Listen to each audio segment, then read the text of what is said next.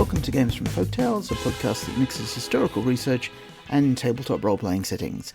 I'm your host, Timothy Ferguson. This week, Venice, Glass and Theriac. During the layout of a book, there are occasional bits where you need an extra page or an extra column to make things sit correctly. Here are the pieces that have been added since the first draft of the Venice book went live. Vitrium Flexile, the lost secret of unbreaking glass. It's recorded that during the reign of Tiberius, an artisan approached the emperor and demonstrated that it was possible to make glass as durable and flexible as metal. If this secret could be recovered by the Venetians, it would revolutionize their industries and military. Armor as light as glass, that does not need daily oiling to keep rust at bay, is a great boon to the logistics of a seagoing nation. Hulls made of poured glass would be immune to shipworm, rot, and fire. Coloured glass could be used like concrete to adorn the city. Magi might have a clue already hidden away in their libraries, providing guaranteed original research. In 1126, a magus of House Bonosagus discovered how to clarify Hermetic books, as per Covenants, page 86. In addition to making these books easier to understand, it turns them into a sort of glass, so that if they're taken out of a magical aura, they decay into sand. Might the research notes have useful insights? A borosilicate alternative. Troops wanting to make a rapid advancement in glass technology without something as high fantasy as flexible glass could instead invent borosilicate glass. In the real world, this was a 19th century German invention. Glasses of this type are clearer, stronger, more chemically inert, and more resistant to thermal shock than soda-lime glass. English speakers may be familiar with this glass by its first English trademark name, Pyrex. Its properties make it particularly suited for use in hermetic laboratories or alchemical offices. The new ingredient, borax, is known to Venetian alchemists. Although it's somewhat scarce, it is mined in Anatolia and used as a relatively expensive cleaning agent, insecticide, and flux for metallurgy. Once it's known to be valuable, it, like other minerals, can be created using cryoterra magic. Regoterra magic, used for craft, creates intermediary ingredients temporarily, and so can be used to make borosilicate glass without the supply of borax once the appropriate techniques have been devised. And here is a quotation about indestructible glass from the Satyricon by Petronius. But there was an artisan once upon a time who made a glass vial that couldn't be broken. On that account he was admitted to Caesar with his gift. Then he dashed it upon the floor, when Caesar handed it back to him. The emperor was greatly startled, but the artisan picked the vial up off the pavement, and it was dented just like a brass bowl would have been. He took a little hammer out of his tunic and beat out the dent without any trouble. When he had done that, he thought he would soon be in Jupiter's heaven, and more especially when Caesar said to him, "Is there anyone else who knows how to make this malleable glass? Think now." And when he denied that anyone else knew the secret, Caesar ordered his head chopped off. Because if this should get out, we would think no more of gold than we would of dirt. Glass for Covenant income. Magi may make great profits with simple magic in the glass trades. The greatest cost to workers is fuel for their kilns, because that has to be imported from the mainland or scavenged from the waste of the city. Retired gondolas, for example, are incinerated in the kilns. Simple ignum magic gives free heat and therefore cheap glass. Diabolists also have a source of limitless heat, but are for now more interested in the metal trades. Size and material discount. Flexible glass magic items would fascinate Magi because enchanted items could be made far more cheaply. The base cost for glass items is 20% of the cost of base metal items. For example, a suit of glass armor costs 20 pawns of vis less than one of steel. For hermetic architecture, the difference is immense. To move on to another section, notes on Theriac. Theriac is a sovereign remedy compounded in Venice. It is believed to have originally been developed by the priests of Asclepicus, whose name I can never pronounce, and then further developed in the court of Mithridates of Pontus, as a panacea and daily prophylaxis. The recipe has been adjusted many times. For example, the Venetian version contains fresh snake meat, first added by the physician to the Emperor Nero.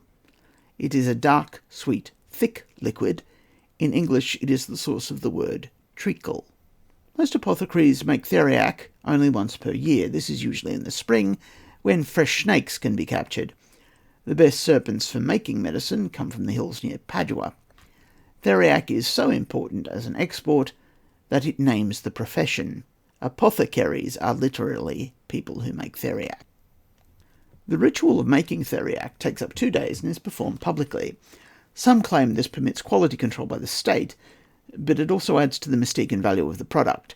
The ingredients which the apothecaries display include live snakes kept in little wicker cages. Venetian stories contain the same sort of destruction of vendor stalls you see in modern movies, except this lets loose creatures that can kill the bystanders. Galen, who is the most prized writer on medicine in 1220, suggests detecting adulterated theriac by feeding it to roosters and then releasing them into a pen with snakes.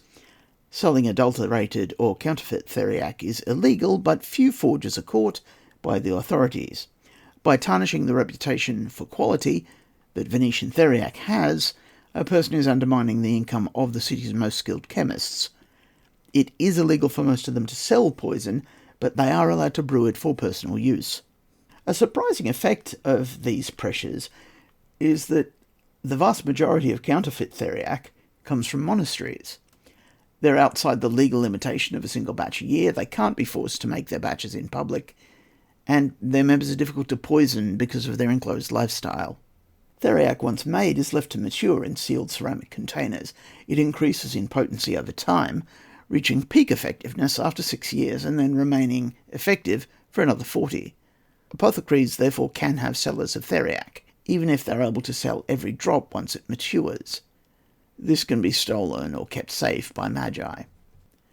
Properly made theriac is a remedy for poisoning and most diseases.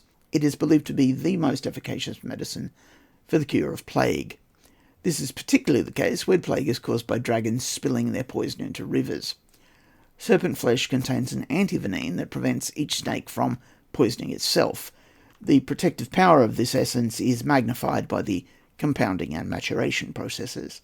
It does not miraculously cure wounds, but the substantial dose of opium it contains does act as an analgesic. Theriac is not dependably a source for viz, although it has been reported as such by some magi. Characters investigating this may discover that some of the serpents imported from Padua are animals of virtue and contain crioviz. Tracking snake shipments back to the Paduan hills may reveal the lair of a mother of serpents. See Realms of Power Fairy. Many apothecaries are limited to a single batch a year. This is due to a mixture of the cost of ingredients, the risk of a ruined batch due to the uncertainties of working in the street, and the physical processes of compounding. A character with a high leadership score, Vedatus machinery, or an enchanted laboratory might be able to make an enormous batch. A failure in the equipment containing such a large batch could flood the campo and pollute the canals with magical liquid. The Devil's Bridge. One of the bridges in Torcello is said to be haunted by a demon in the form of a black cat. Just that one bridge? Ask wits from Venice. Just the one demon? Why, on a warm night during Carnival, yes, settle down, let me tell you the story about a Faustian bargain. A girl falls in love with a man forbidden to her by her family. In the original story, he's part of the Austrian army holding the city after the Napoleonic Wars, but you can swap that for political rivals in the city. They agree to elope, but he's murdered and his killer goes undiscovered. The girl enters so deep a depression she refuses to eat and begins to waste away. Her family, fearing this is a sort of slow suicide, go to a witch for aid. The witch agrees to help and takes a fee from the family. What that was is not detailed in the story, but gives an entry point for the player characters. She makes arrangements with the demon and then takes the girl to a haunted bridge at midnight. The girl walks the bridge towards the demon, who approaches from the other side. A candle in her right hand is the only illumination. In her left she holds a gold coin. She gives the coin to the demon, and it regurgitates a key that allows her to unlock time. Her beloved walks up the bridge from the demon's side and takes her hand. The candle goes out. Some say blown by a gust of wind, others with its wick pinched between the girl's fingers. In the darkness, the girl and her lover vanish from the world together forever. The witch then flees. She had agreed to give the demon one soul every Christmas, but has no intention of paying or ever visiting the island again. The demon, cheated of its price, still appears on the bridge each Christmas in the shape of a black cat. It is waiting for the witch to return and give it the souls owed. What happens to those it meets is disputed. Some say it claims their souls in lieu of its promised payment, others that it's happy to make deals, preferably for human sacrifices. It's important to remember that some demons deliberately allow mortals to trick them.